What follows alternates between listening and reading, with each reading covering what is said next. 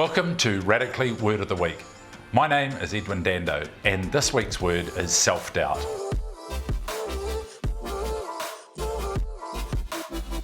I want to talk to you about self-doubt, what it is, why it can hold you back, and some simple tricks for what you can do about it. I'm sure many of you have heard about the growth mindset and how important it is in navigating our modern world. One of the most important things about the growth mindset is our ability to learn from our experiences, whether they're good or bad. But one of the things that can really get in the way of this is self-doubt. You know what it's like. Everything's going really well, and then suddenly you start having negative thoughts. I'm no good at that. I can't do this. Who am I to be able to do that? Etc. Self-doubt can creep into our minds at any point, but in particular in times of uncertainty or rapid change. But change and uncertainty are such a common part of our modern world now, so it's no wonder so many people suffer from self-doubt. So where does self-doubt come from? It usually comes from internal stories you carry around with yourself, often formed in childhood. Perhaps someone told you you're not good enough, you're not capable, or you're of no use. Or maybe you grew up feeling like others just didn't believe in you. Even if you manage to get past all of this, it can rear its head at the most unexpected of times, stopping you dead in your tracks. Sound familiar? It is to me. I grew up feeling very different to everyone around me.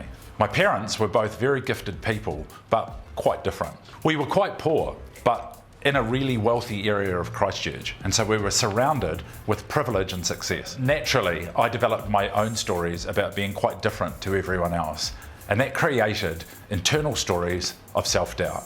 And it can be crippling. For those of you that know me, you might see a big, outgoing, capable guy, but believe me, there's times where internally I'm tearing myself apart with self-doubt. Often, my first reaction to a new situation is, I can't do that. But usually, once I get underway, I can find that not only can I do it, I can actually do it really well. Some people call it imposter syndrome, and it's that feeling of being a fraud despite having actually been quite successful. I've discovered 3 techniques that help me get unstuck.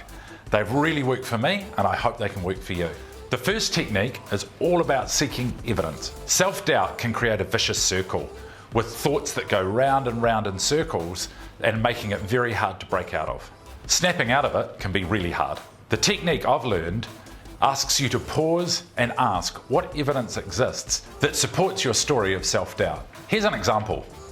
I remember once coming out of a meeting with a client that didn't go so well. As I was driving away, I noticed I was telling myself thoughts that I was out of my depth, that I was no good, and that nobody was interested in what I had to offer. I could feel that spiral of self-doubt starting. So I pulled over, looked at myself in the mirror, and asked myself, what evidence is there that this is true?